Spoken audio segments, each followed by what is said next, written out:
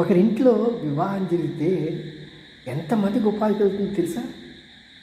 వంటవాడు, పూలవాడు, పచారీ కొట్టువాడు, tent house వాడు, కళ్యాణ మంటపం, డెకరేషన్ వాడు, ఇలాగ అనేక మందికి వాళ్ళ యొక్క జీవన స్థాయి పెంచడానికి ఒక వివాహం జరుగుతుంది, అవకాశం ఇస్తుంది.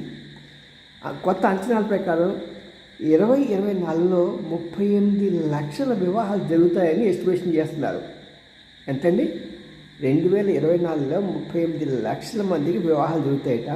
అంతేకాకుండా 4,074 లక్షల కోట్ల రూపాయలు ఖర్చు పెట్టబడుతుంది.